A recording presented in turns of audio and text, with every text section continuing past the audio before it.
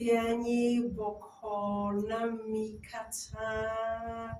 gava ebe niba TV. Eba ganye fida tohe ike miejakana mia domefa enyao. Ale kemio woni dai unona tohe kwa. Eba ha kale tohe bedo wezo nami. Eba ale unona tohe kwa. Eba toha kale tohe ale bebe. Matanane keme gada odale wo TV mo. Alo nane keme gada odale wo phone mo.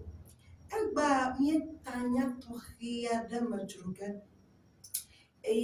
Miato tohe ade ike penade mianu zigede. Be miete sena miape ndudro yomi drona le emoji goma egale mia dume. Miato ya ebe kwenye afeto Vincent Beblo Togbe Mama, Wezo Azorenu. Egba petanya le tohe. Yeme boyo hado.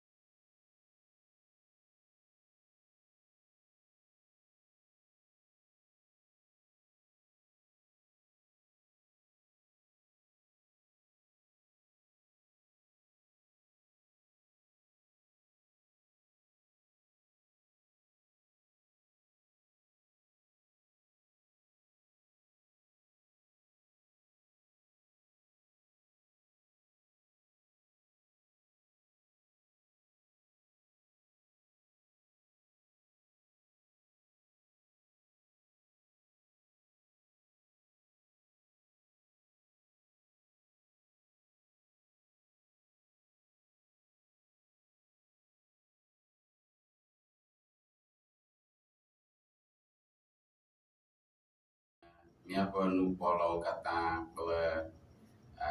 ame yiwo katã nyam, srɔ̃nye kple vinyewo katã mado gbe no tɔxɛ eye made dzi ƒo na nukpɔlawo kple nyaselawo katã be ɣeawo katã yia no le Evenyigba TV no se eƒe dekɔnu kple nya goglowo le mía degbea me. Akpe. Akpe. Ke chachacha. Togbe ba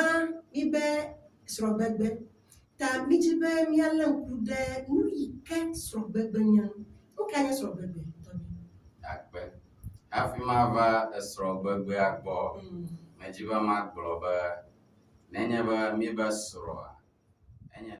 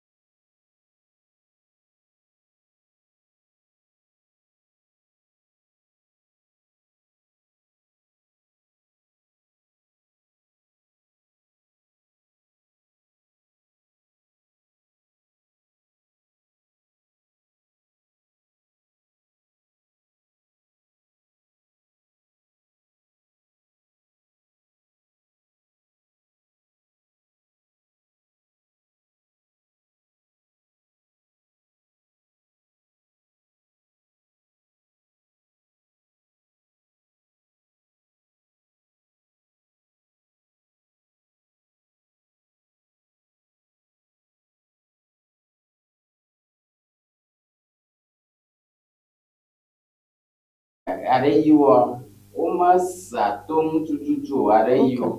alaba asima suwo bubu enya ba wote va chi amota be wo suku de nyom wo je suku go ma va chi mo alaba ti la kama va asima su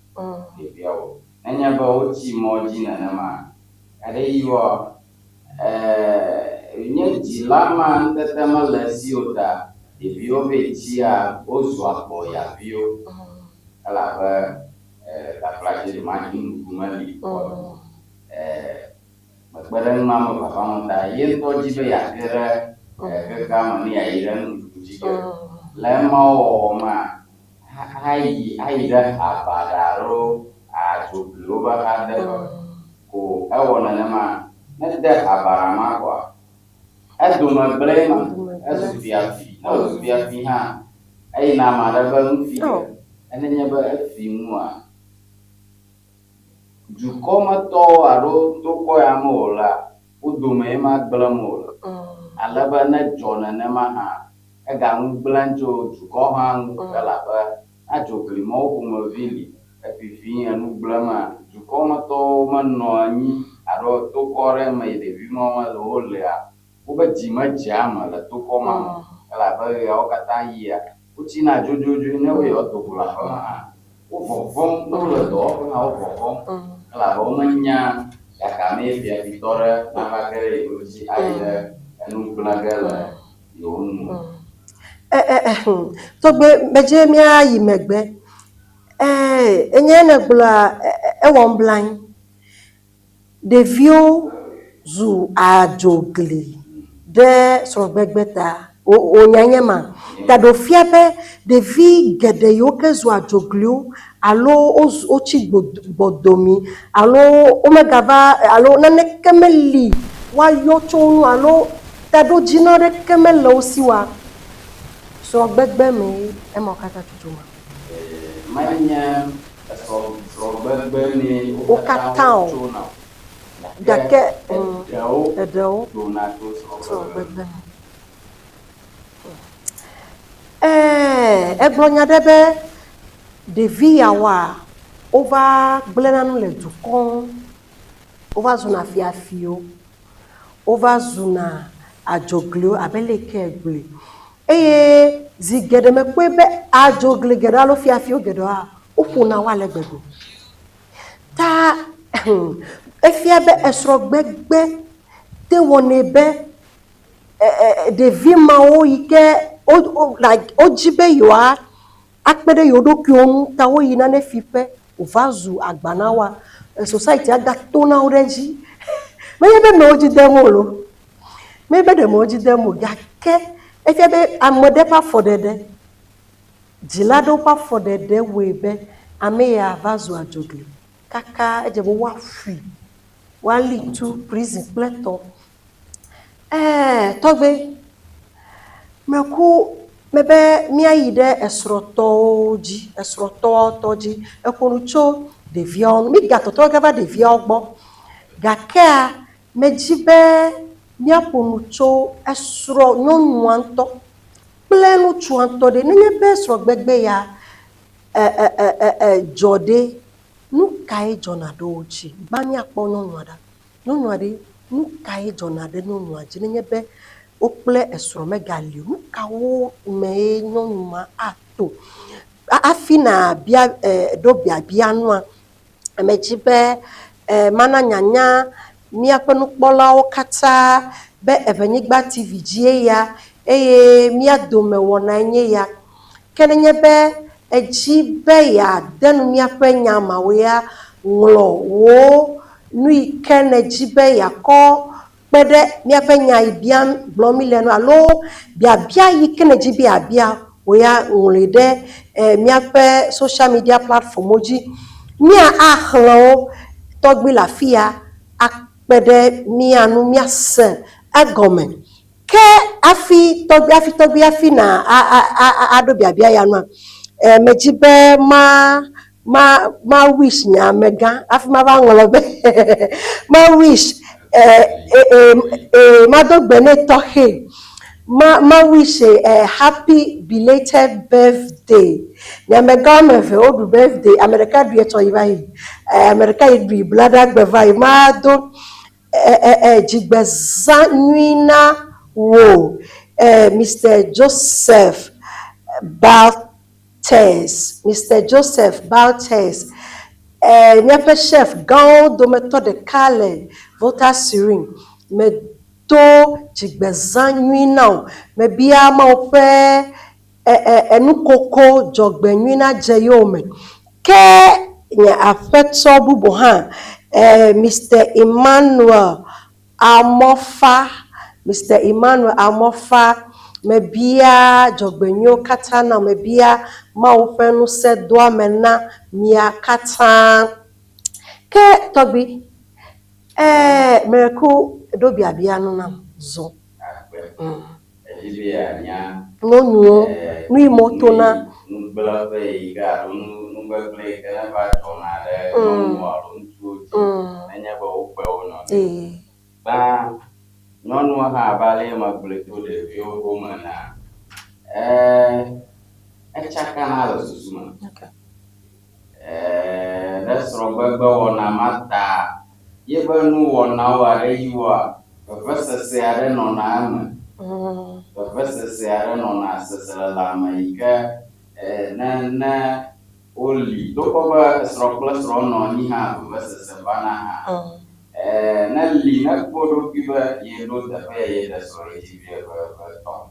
sro ma le si o na re ti la ba to pon la bo do ma o sro plus no oli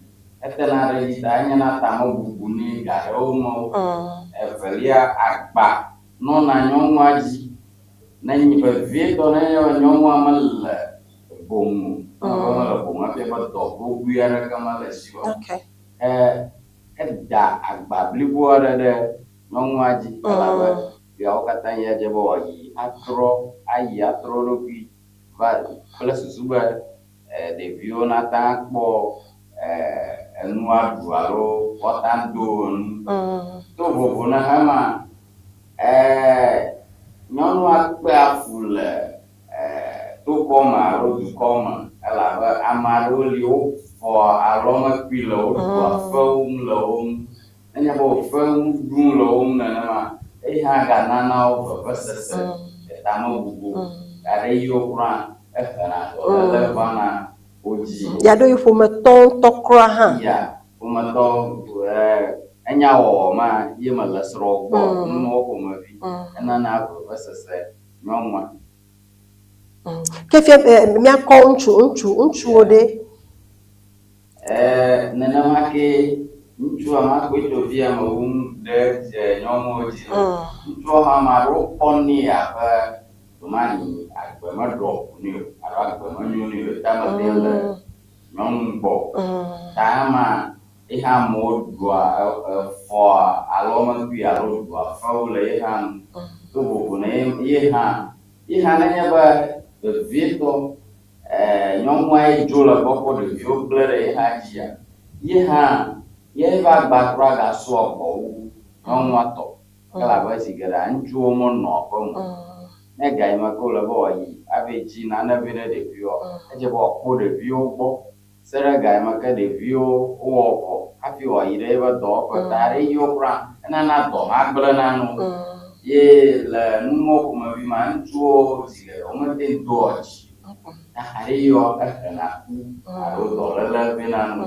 ɖe tame bubu yi ke ne vana wo dzi ta nenema ke ɖeviwo gome hã agba sukuvi ne mi le evea aɖe yiwo vivi kɔ ede ŋgɔ gakea fifia eva le ɖeka ta agba ma yi ke mi ame eve miatsɔ ye wo ɖeka ne va tsɔtsɔ ta akpɔ be agba kpekpe aɖe le ŋutsua hã dzi nenema yi ke ne nana tame bubu ƒomevi aɖe ŋutsua yi ke ne medo dzi o kɔa nugbegblẽ aɖewo va dona ame aɖewo kura le nyɔnu kple ŋutsu gome wotoa me zua tagbɔ dɔléle elabe ɖomani nu yiwo me woto alo nu yiwo wògblẽ ɖe nyɔnua alo ŋutsua ŋu hafi Esromama va jejio, anyana tamukuna njua. Amudo blona be, alo mesebe, nenye ne desrogban to me te nonu o jejina wa susia wa me te woga wani. Nenye besrogbegbe va susia wa mata agawe wani leko lelebo. Akwe. Anya lemanenema. Akamanya yao kata yo no manenema. Alawe are yiwo. Amerikana geremnya hafi mwa jormani. Yero kumebe kwewa dumahi. Odagare choyebo. Tagubo kuwedopi. Kuwedopi kwa. Gerem fifia anyaba nuyale yewo. Ye bagba ta chuma ma asrona nchuma ta laka kola ha ete nona ekpota na ebe sorele ke guguma amaroli ana nwa jo ha futata yo nka ola nye jo kuma tin dena jesi mi asro aro nono mu kuma biarel nchu aro nyomu ama ike majina amate nono aro majina da ngoro tane lai makan mau meviva ko aja buat amarulia amachina ukabakabata nanya ba amanya viva bong gaga tongo amachita ano muo ika mani nyomu alunchua namate doji aju doga bola do piova akbama ko layema yemal klalo ni asro nu aro ya tronono ta ewo gaba wachia nyina nama aizu people there from Viara ano nu emaia muabano klano aron nyom ike fiabe yado ya miape nonome yoke mi gbebe mi adasile nu alo mi asronu adodoa eye woni besro gbegbe vana nenye be miape nonome bada mai na sro gbegbe va nenye be mi va de bubu ha onye be mi gbebe mi ma dasile nu wa yoga yinaji koran magro la kala nyongo magro la kala nchu ayiwa nchu ara de nyon dake nyon manya nyon wi kana la bana pam ikla ba nyon mo sigara o nya ko ji kolo ma mudago yeba jodopi ha oyo yeba homa hanenema nchu agbro kama la klalo nchu ajakpapa atu mosian momba yatang afienui dake ma numa hima ko ma ko moda ma jizi moda alo la yebo ta nanya bo na nchu ban toma efalia ha numa hiye ha ma nuga ni oda akpoba na nama kuma bi ko no imala ba mal claro ya nama kenya nchugo man choro li ha o ha oda sikaba chi malo se ta vie ple vie na nwa joro pe no ma ko o nyoma okra onya ku black be banya ta nenya ba amama kuma bili manya nyong de ka manya nyong de sera ka ko ne ba chi ko ayo nka olanu akwere nyono ara kamate togere engare ke yala ba doma hie do kura ha nyomo akura magagara bogo ha ame okala ento yimola rotu ko yimola ka okula nyomo jani wo mama awugaro kula to ma ko akpoba achi anyi na ma akpe kaka togbe eglonya de cho nyonyo pe susu me dolelen nenye be srogbegbe jo mema bia be le emma o me menyo nwoko nchuo o kata wa meva kata ejona de oji ike fia be enu jona zantolu nenye be srogbegbe va maybe amada me da wo gake na le jojom ememe yes be mete miakpo alo me wo action de ke miakpo ke nyaka me jime na do dan de na mi kude abesro gbegbe ya nu ni ma o ike yinaji le ama o ma lo ntu ame nyonu ame de leke wa hia be wa handle so gbegbe pe situation ya amodo funa duko kaka onya desro ya voko susua le hot lo jikuwa galome gake o gagere bubu me hoho mejibe na lenkuden na apu na micho ta ita esro manya nko nya na chua gere enya sublibo elaba na nya ba ne gere amoglon amono nchu plus ro pon la joge ma nya ba dublola mahama plus amo choni bo mo wajero ita no pon na ma ko oguna we ne yo ha yo yisro ko na ma ale yo pome ko ma yo wasro ko no genena akala be nya ba esro ba vi bla vela na amaro na bla juju ana lina ka ko jo ja na ko ma viwa para ka no ji no fana no nyida ji alla be nya ba tukara ro ku ki jona la so ba nanya bo va nya tam adoji mi jaba ba mi adoji da no ne mi akwe da jesi ba nuia lumahi ko nyocho lumahi ko ocho mi atam dro nya le mi ro pi ko mas anu ko ma ne mi anu e mi asa ko ma ba so da ba malina na ma ko viva na ko ba nanya ba o yiji na ma ko mi ma ko ma sama mi ko amare yo ka pon ta pa manya ma siama ko amado yo ka pon ta pa la sroda da ma do ma ni mi o mi no ko na mo wo jira akala ko wo to yui ne tin ero ma oda do ga no ko enya ala ko ma wo ye esroje tina na tu bona ma ame yoga won to ama ko mi dan kono ko kanso nyam to sroda den alla ba ya o kata ya mi atero bo kanslawa roli o ko roli nyam ya to bi yoga uma desu uma ploto nana kama ka o nyam kuda sroda den wi o nya chikeika Natang anna nyomu alunchu watambo bonero abale mangule tu mareba iya esro de yako dokola ba nchukule nyom sero kola bale kona plavu na plavu ale na ba kwa na none ya nene mai na mlage dana kakana plavu akona dasi msiamwa kwa na sibia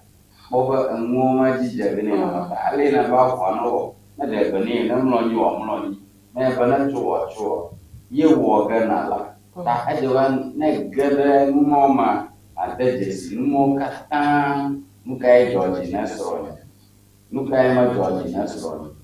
mo kata nchu kula nyongo ma ajaban na nya mo kata nuvel vito ike ujaba soroto na la asibe vie nya ba dudura nuka ke kia ke jina bosia ejaba na lema da sisesi ya okatanya adobara akko soro de anyo de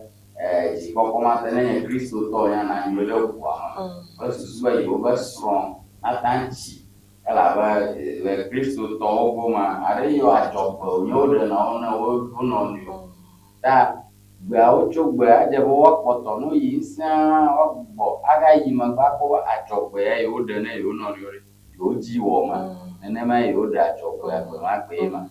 ne ma nya mala nene ma wo je bo wapoto yi magba alan kuran bo amoya yo son apa tori laki amojo to ma lo go walan kuran mo katang ko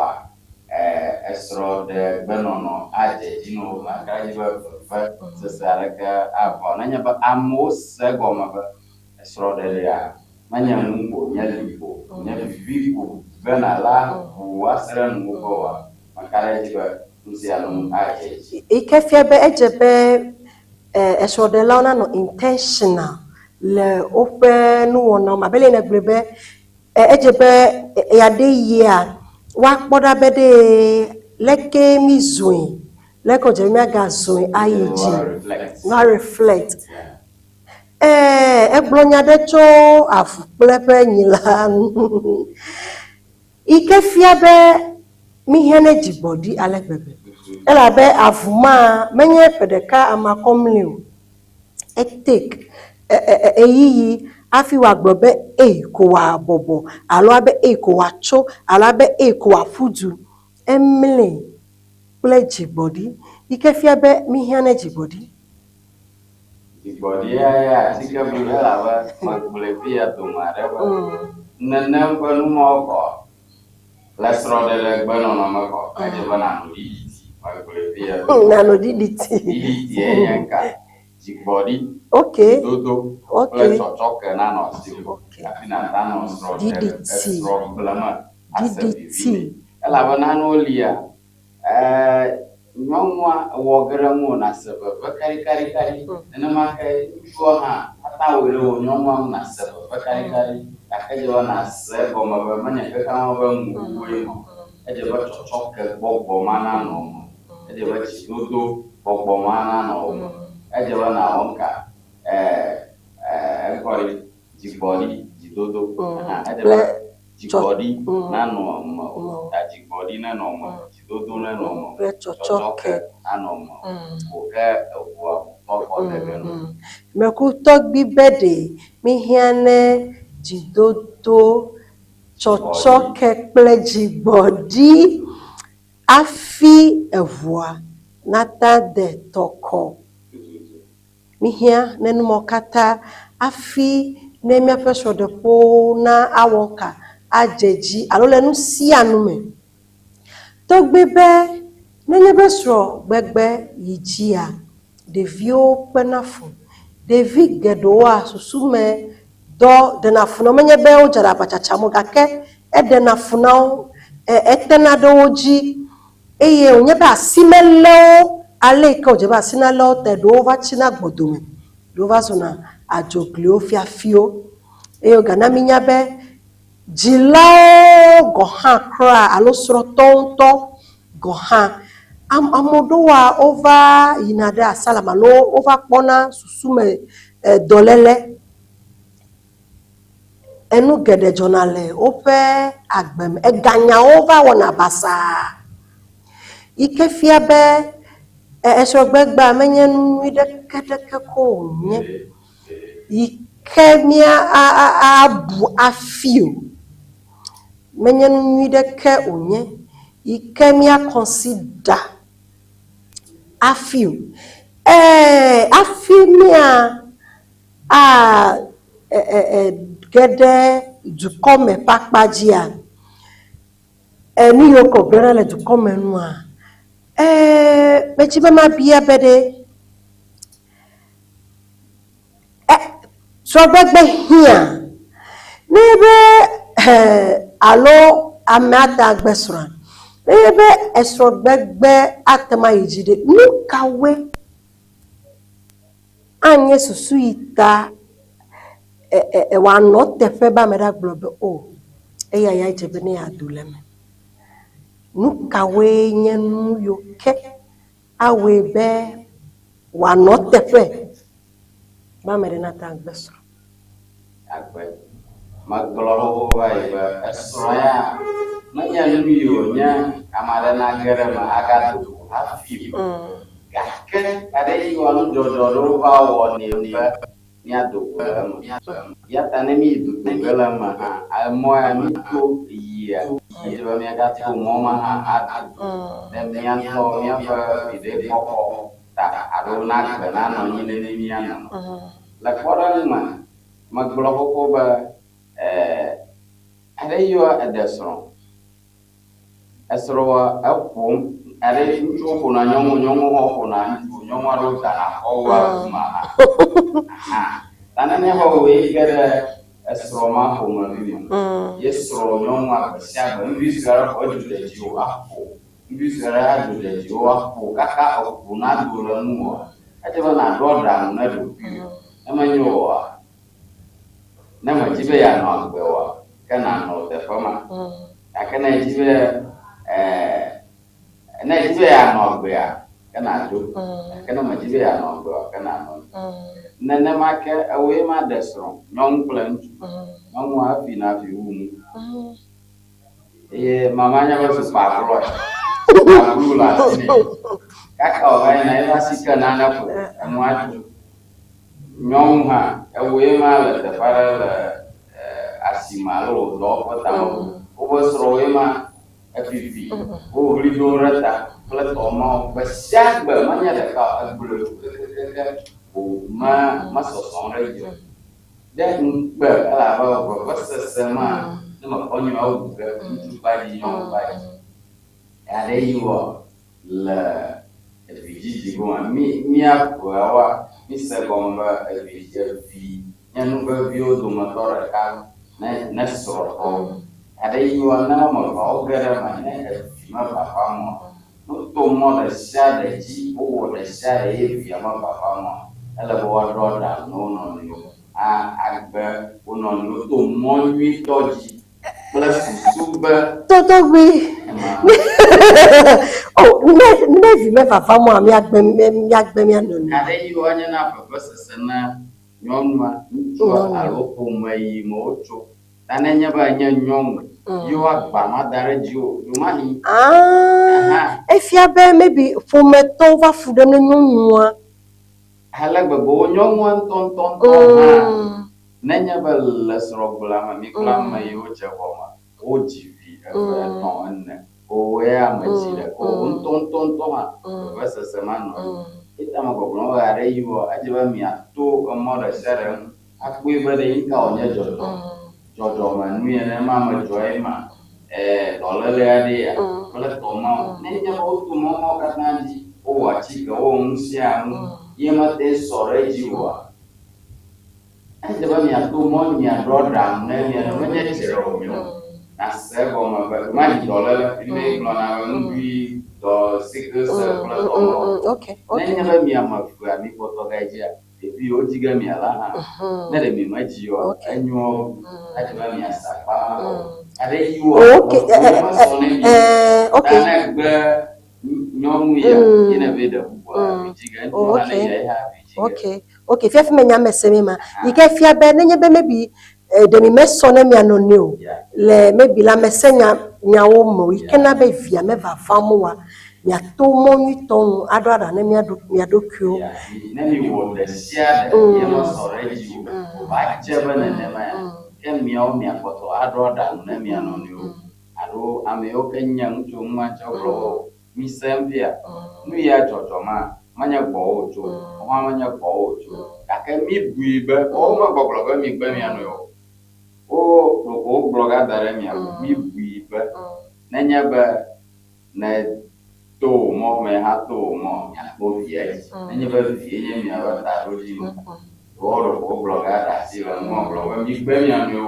na de bo no gbe na ma ko mi ando mi adesso ike fia be I to le vivere be nume kuna ijafi mi adesso ya se bo me mi anu yo ihamanya ye bo do ma ye lo ya fi akamanya ye bo to ma ye jibi ya fi la gogu gumema glomba majaba na kere ma ato to boba vinya nuva vie o do motora ganya so ma rolo na ba to boba vi ma va ma yo no manene ma ko I hali ai ba mi asa pa ma ha go ma ba ma fia ba mi aba yo ba ikata ele mi anto mi ako la sro de glema amma ton liara kama tan do dang ne miau mianto nenya be mi sengo mane miano togbe me kuma je mai megbe ebe ne ntua ofom mi twetwo fuma ebe ne ntua ofom alo amanye fiafito emi vado nka susuya ya gbofia ne ntua no nwa ofom kuto vukplato do doble noa nonua le klalo alo mode deli be wa be ntua nenema gblɔme. Nenema me gbɔgblɔm be nenye be nu mawo dzɔdzɔ nenema wo nyɔnu ame ɖe ko le tsotso ge ko afɔkpa dzo edze be nana taflatse mi kpɔ mia nɔnɔewo le teƒe aɖe wo hã ƒe aɖe me netso ŋutsu hã ƒe aɖe me wotso wo hã be srɔ̃ ɖeka amewoe va nɔ anyi hafi ɖe srɔ̃ edze be ame mawo nanya be nu yiwo ƒomevi dzi yi ta nenye be nu mawo yi nenema ame mawo ƒe kpɔtɔ aɖɔ ɖa nyɔnua le ŋutsua ƒome ŋutsua le nyɔnua ƒome aɖɔ ɖa nɔ ame eve ɔgbe gbɔ ne ŋutsu alo nyɔnua nenye be nyɔnua me si ŋutsua hã me si o gayi nenema kema aganye lɔlɔ ema ta edze be na ɖe susu agbogbo le me kpo na gbe na nɔ tɔgbe ɔmata wɔ deliverance ne ŋutsua maybe akpe ado gbe ɖe ta ne maybe ameƒo gbɔgbɔ ale yɔ agbɔgbɔ ya ke ble ya elolo ale gbegbe be kaka wòava dzo go le eme vɔ ke ta edze be na ɖe dzesi me da meɖuna ame vɔ hafi wosana gbe ɖe edze be nakpɔ da ase gbeɖigba meɖu ge vɔ hafi nase gbeɖi tɔgbe be ne manye fiafitɔ ebe gale asi nye alo ok ame ɖewo le galewo srɔ̃ si gake ne wodogo hã enua gblɔ ge ɖe be nekɔe kokokokokoko yena efi vivi aɖewo li nye dɔléle ok nye wogblɔ be kleptomania criminal ne ese UK tɔwo be president alo Queen Elizabeth anyanya ge na amewo gblẽ no alo ne klikɔ anyanya be ame ma ƒomevi wonye ta menye be nu wonye dɔléle wonye ta nenye be woyina ɖe teƒe aɖe shopping mall fi ka woyina nu sia nu wòkɔkɔ nɛ ame aɖe kplɔ nɛ ɖo to ƒomea ko wodana gaɖi ne wo menya o la etsɔ ge be nu ko wonye wònɔ wɔna gake emi ƒo ge fine ta togbɔ eyi ƒometɔwo nye ne ta ne ƒomea ko wode gaɖi ko wodzo be ɖobli kple tɔmɔ edi be míade dzesi nu mawo katã nenye dɔléle wonya abe gbagbãtome kple míagbɔ fi ya nenye dɔléle wonye ame ɖe mi ƒo ge kaka ɖeɖi gã tem mi menya ko abia ɖokuiwo be nkata fia ame aɖe na yi aƒema be fiatsa nkata ame aɖe na yi afi eɖewo li amewo trɔ yina ɖe aƒeme mekpɔna ne ko kuna ke aƒeme kɔ dzuna okuna ke efi be yakɔna ne ko mekpɔna ne ko kɔna ne mekpɔna ne ko medze dzi ne o ta edze be wakɔna ne yi ke ne eva kpoa ebiabia ƒe gɔmesese kae le eme ma meɖo ŋku dzi be menya ame aɖea o mebe nua ɖe mele si o lo enua le si gake gɔmegodi kura afi yi ke mebe ga ɖe mele si wòaƒli o lo fisi afi ke mi yina edzi be nyɔnu lo edzi be yakɔ nane kaka míakura mi va nɔ vɔvɔ be ne mi va zɔzɔ kple ava vɔ enua mewɔnɛ be yiwɔ ŋgbegble ɖeke o ele anɔ nɔma gake nua loko akɔ nua kake bi anya kɔ kɔ dzra ɖo wo la are yiwo nye nɔnɔmea ta efia be ma maybe dɔléle are yiwo menye dɔléle o ok gake ŋkugatoto ye nɔvi mele ye nɔvi ele ye nɔvi si mele si o nenema are yiwo ede dzɔna nenema ne ɖevia nuwo ma wɔm tso ɖevi ma ƒometɔwo kple dzilawo adze be woade dzesi anɔ gbe nɛ vivivi ne menyo oa eva tsina edzi si eɖewo tsona dzilawo hã wo elabe dzilawo be nu yi wɔm wole nɔnɔmea enua mele asi o gake dzina be yanɔ abe ale yi wòle amewo si ene míaƒe ƒelododo aɖe gblɔna be dzonu yi le kosisia eyae wòdena ne fia ta ne nua mele asi o koa ɖeviwo be yeaɖu indomia megagblɔ kokoko be yabe do agba na alo yabe wɔ nu yo ne ɖevia kpɔ nenema aɖe yiwo ne wòva tsi alo wòva ɖo teƒe aɖe yi ke megale klalo ne numa o ye hã adzi be yeayi abe eɖewo tsina wo si eɖewo li enye na dɔléle alo ƒome ƒote aɖewo ƒomeviwo tɔgbiwo wɔnane yi ke medze be woawɔ. Va zu fiƒode wodzi be yeatasi gaka womete woatasi o. Akpɔ be amea ne wolia hafi wònyɔna le nu ɖe ya wɔ fia. Ta edzɔna nenema ɖe woyi. Abe dzilatɔ yawo ne gblɔa enɔ ɖe ayi asi agbɔ akɔ ga akɔ da ɖe anyi. Ɖevia tusiri ɖe mo le te metsɔ ɖeke le mo. Akɔ da ɖe eƒe ŋku dzi eƒe ŋku gbɔ wòanɔ kɔ. Ke ɖevia tsi vie va dze 10 siri kɔkɔ 20 siri kɔkɔ afi ma wòkɔe le be wòfifia zu gagã. Edzi be agbi ne gaka tusiri ame xoxo tusiri mega nu gbagbe ɖeke ƒle mo. Fifia edzi be ahoe le si hã eɖewo mekɔna dzigbɔɖi kɔkɔ ƒoƒo kple elidodo ɖe ta vɔ ewo ŋutɔe fia nua ɖevia. Le manyamanya. Ɖo be viwɔ ne. Evia ye ŋutɔ edzi ɖe kpe fu. Agbea ma fukpekpe aɖe kema li o. Fukpekpe akpa gãtɔ yiwo míawo dona be fukpekpe wonya nusɔsrɔ̃ boŋ wònye na ne. Edi be míase nu mawo katã gɔme. Ne míana mía dzilawo, fofo kple dadawo katã. Agblɔ be ŋka efu ya mekpe nye wodzi be vinye hã ne kpi. Nu mawo ƒomevia. Enana be mí ka mía viwo kple mía ɖokuiwo de adzɔtrɔ me. Tɔgbi be nyɔnu kple ŋutsu yiwo wokɔna asinu ya ɖo ya va zuna kpena nu ta be ema ƒe dzɔdzɔma eva hiãna na esrɔ̃gbegbe elabe ne kpɔ wokplɔ ga yi ɖe jail alo prison eye vɔa ɖevi mawo alo srɔ̃wo ma ƒe ɖevi ma ame ɖe nyi nenema alo ɖo srɔ̃e tso ame ɖe gbɔ alo nane da megbe nɛ ala nye dɔléle alo fiƒode aɖe eye gbɔgblɔm ne mía dzilawo be srɔ̃gbegbe nyayawo kpakpa ɖe na kpa na ɖiɖi akpɔtɔa edze míadze agbagba míaxe mía viwo nyuie mega pampawo agblɔ be o ye kpe fu dzi ta ya wɔn ka nu dzi mo le ko ne wo ye medzi be ne kpe fu fu yiwo kpe mi la ɖe menye fukpekpe ye ebe nusɔsrɔ̃ nye eɖewo lia nusɔsrɔ̃ ebiatu gake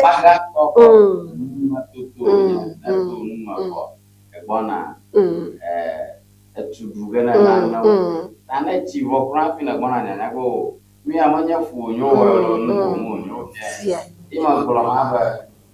mi ga kpɔ be esrɔ̃ɖeɖe anye nu vivi ko mia tso ko mia ge ɖe mo. Edi be miawɔ ɖoɖo aku nu me asrɔ̃ mia nɔnɔewo nyuie hafi age ɖe me. Ye ema me gblɔ be miasrɔ̃ mia nɔnɔewo nyuie hã. Mefia be ne mi ge ɖe me kɔ megaƒo dada kɔ o. Ame aɖe lia agbenɔnɔ ale si tɔ xɔma eye wòkpɔ efovia kɔ ekɔ ɖe pei. Mi gblɔna be agbenɔnɔ ya ɖo la be fu ene. Ne wɔ ɖe sia ɖe hã eƒoƒo ge. Ta nenye be wòƒo nenema megawɔ ŋku o. Yawo katã yia esrɔ̃ɖeɖea suku wònye mi dena mi wua mo gbe sia gbe mi nu srɔ̃. Edi be mianɔ klalo be miasrɔ̃ nu mawo be mi magage ɖe ɔkudzi ma yɔm mi le be srɔ̃gbegbe. Hafi miawɔ ge ɖe ma dze miawɔ ɖoɖo nyui hafi age ɖe. Okay. Aƒetɔ Baltes Joseph ebe ɖe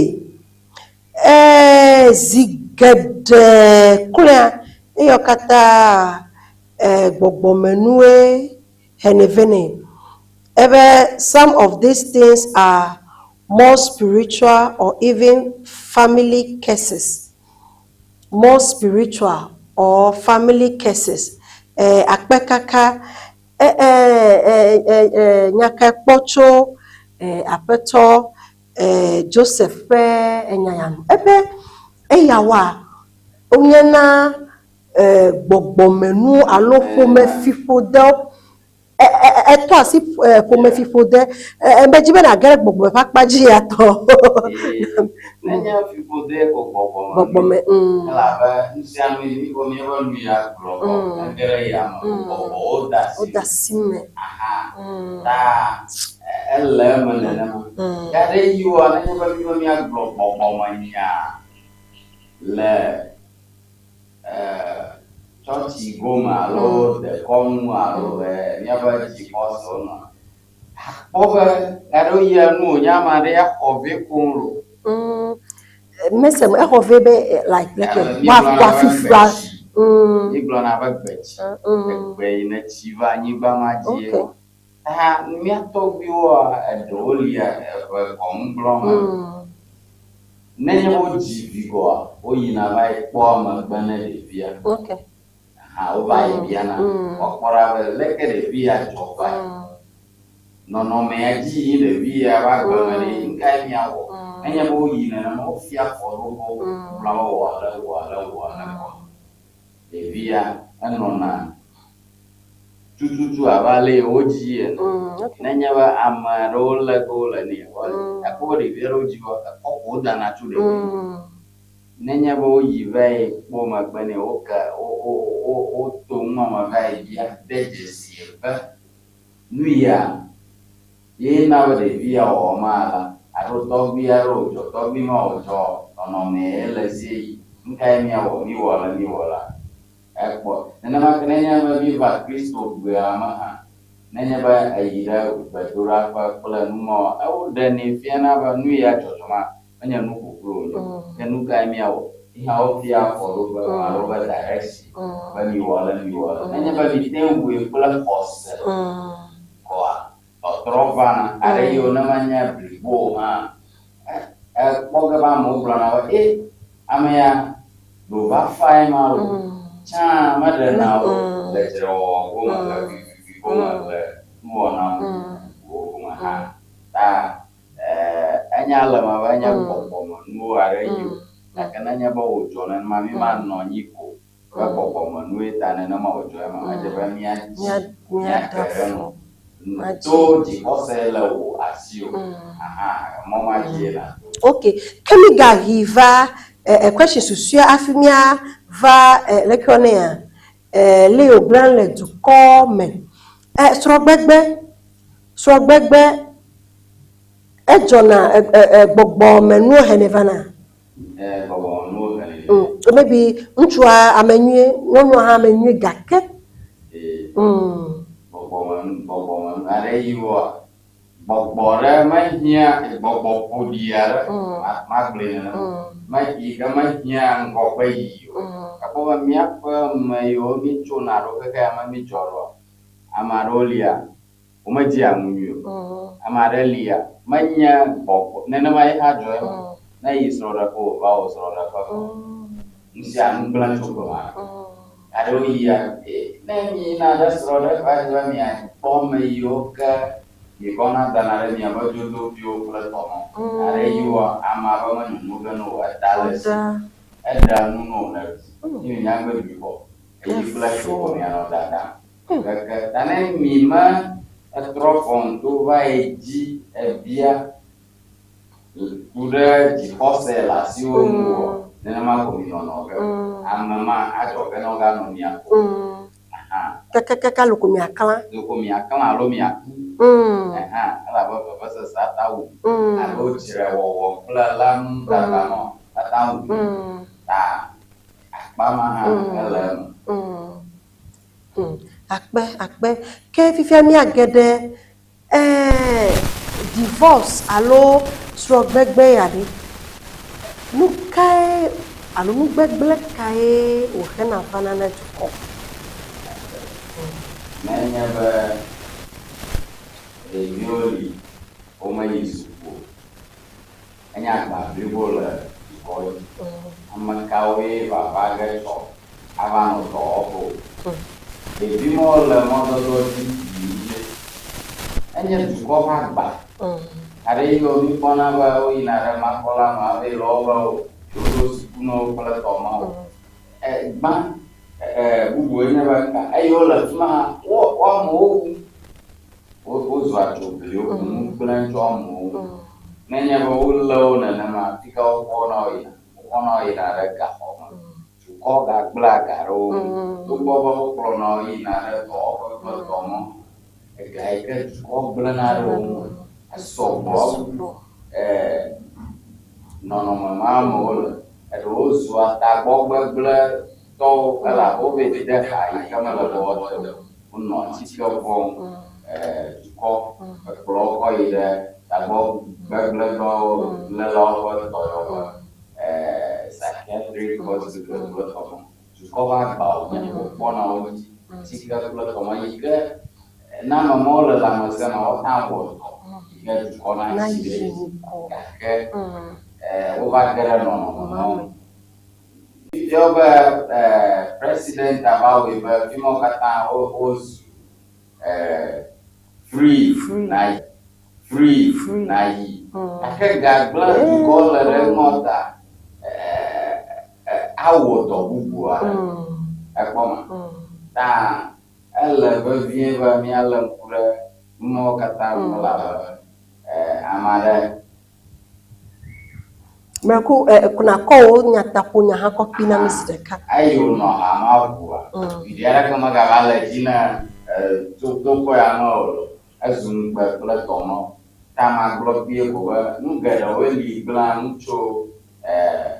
dona cho sro ba me kana plan cho nyang. Ta nui ko ma jwa ma bro nya ba. Ala ba mi kata mi ano claro ba sro de ya enyu.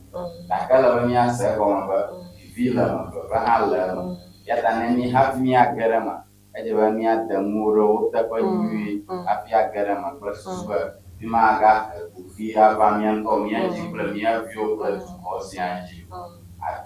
akpe no kaka togbi togbi blonyade ebe mi ape so gbegbe nyaya enu blem le dukon nto le ncho papaji eɖewo va zu ahanokewo eɖewo va zu tagbɔgbegblẽtɔ nyɔnuwo hã ne wozu numawo ɖe leke woawɔ akpe ɖe dukɔ nu edze be dukɔ nagagblẽ ga ɖe wo ŋu eye zi geɖe nyagbɔgblɔ li be nenye be ame aɖe alo ɖevi aɖe dzilawo gbe srɔ̃a ele easy be ya hã ƒe srɔ̃ɖeƒea gbegbe ava elabe nu ye wòsrɔ̃ akɔ gakɔ ge ɖe me ko nenye be dukɔ is repeating that alo nu ma dzɔdzɔm le dukɔ me ɖe fika yi mi le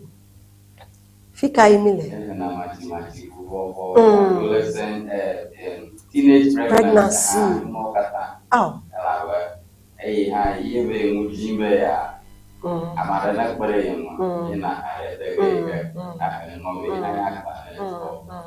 akpe kaka akpena mi evenyigba TV kpɔlawo be mieganɔ mɔnu eye miese miaƒe nyawo eye miekɔ miaƒe tsɔkpiwo hã kɔ kpe ɖe nu akpe kaka ke enyame yi ke nɔ wɔna dzi ŋkɔe nye Foli Veronica ke miatɔ yi ke kpe ɖe mia nu be gɔmesese nyuitɔ su mia sia eƒe ŋkɔe nye Aƒetɔvi Sekpeglo ke Evenyigba TV gale ŋku ɖom dzi na mi be fida sia fida gandre tutututu kɔa mia dome le dzi kɔsiɖa egbɔna miagakɔ tanya tɔxɛ aɖe ave na mi mie eda kpe na mi katã ɖe ale yi ke miegblẽ miaƒe yiyi eye minɔ mia nu miedo eza nyui eza bɔkɔ ne mia katã